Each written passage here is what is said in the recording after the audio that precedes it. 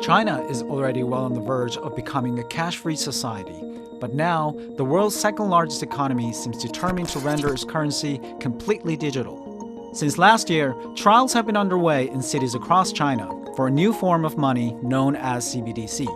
So a CBDC is a central bank digital currency. CBDCs were designed to allow the central banks more oversight into the financial system. 现在就是多了一个付款方式嘛，而且他们不收手续费哦，我们肯定很乐意的。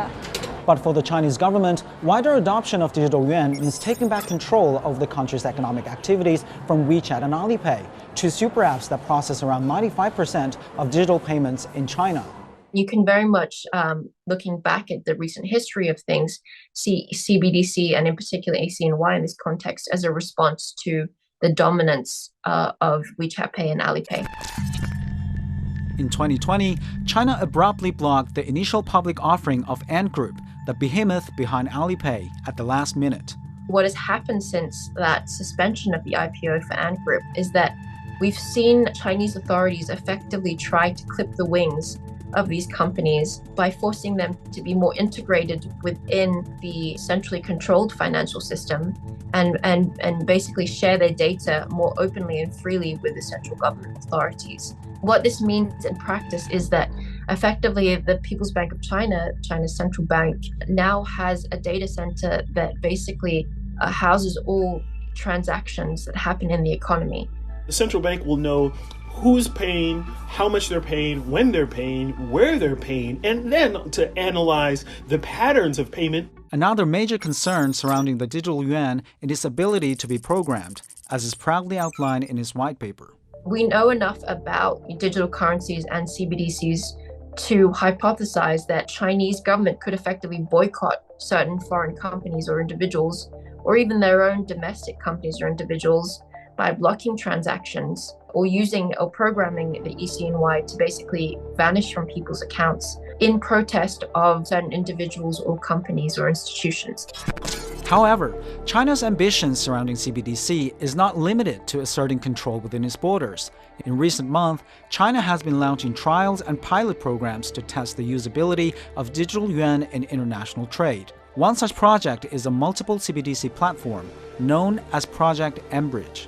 It is a collaboration of the People's Bank of China and the central banks of Hong Kong, United Arab Emirates, Thailand, as well as the Bank for International Settlements.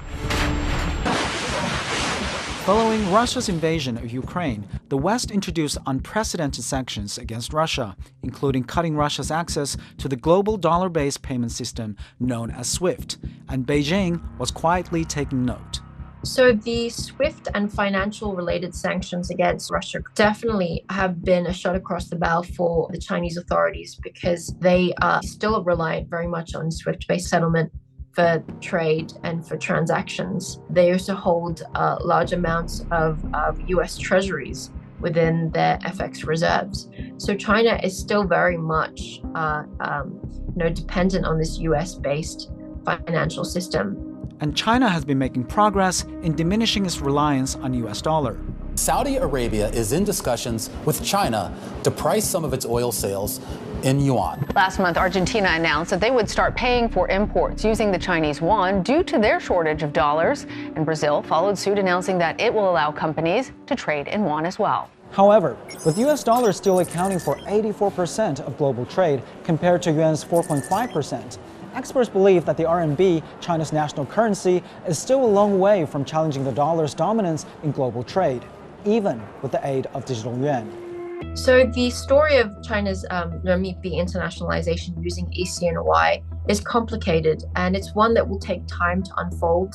Certainly, a lot of observers and critics talk about how this could threaten dollar dominance, but looking at the technological capabilities and China's state as a closed capital account, this seems to be a pretty overblown conclusion. That said, the bottom line is, out of the 114 countries that are actively exploring their own CBDC, China is by far the most advanced in the pack by a huge margin.